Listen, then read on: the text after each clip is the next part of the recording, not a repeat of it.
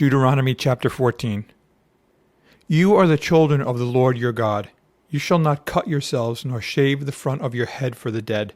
For you are a holy people to the Lord your God, and the Lord has chosen you to be a people for himself, a special treasure above all the peoples who are on the face of the earth. You shall not eat any detestable thing. These are the animals which you may eat: the ox, the sheep, the goat, the deer, the gazelle, the roe deer, the wild goat, the mountain goat, the antelope, and the mountain sheep. And you may eat every animal with cloven hooves, having the hoof split into two parts, and that chews the cud among the animals. Nevertheless, of those that chew the cud or have cloven hooves you shall not eat, such as these: the camel, the hare, and the rock hyrax, for they chew the cud, but do not have cloven hooves. They are unclean for you. Also the swine is unclean for you, because it has cloven hooves, yet does not chew the cud. You shall not eat their flesh or touch their dead carcasses. These you may eat of all that are in the waters.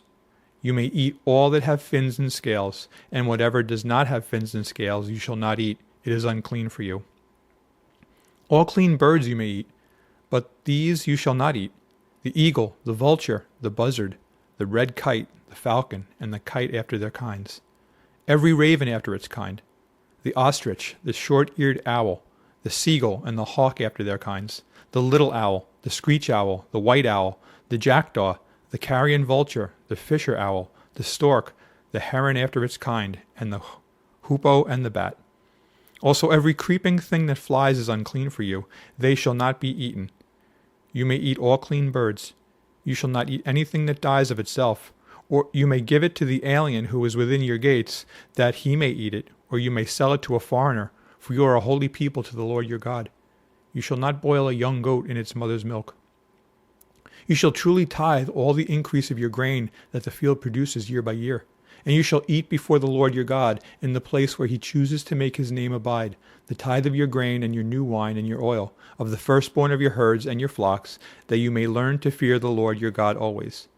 But if the journey is too long for you, so that you are not able to carry the tithe, or if the place where the Lord your God chooses to put his name is too far from you, when the Lord your God has blessed you, then you shall exchange it for money. Take the money in your hand and go to the place which the Lord your God chooses. And you shall spend that money for whatever your heart desires, for oxen or sheep, for wine or similar drink, for whatever your heart desires you shall eat there before the Lord your God, and you shall rejoice, you and your household.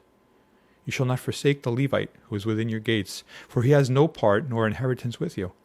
At the end of every 3rd year you shall bring out the tithe of your produce of that year, and store it up within your gates. And the Levite, because he has no portion nor inheritance with you, and the stranger and the fatherless and the widow who are within your gates, may come and eat and be satisfied, that the Lord your God may bless you in all the work of your hand which you do.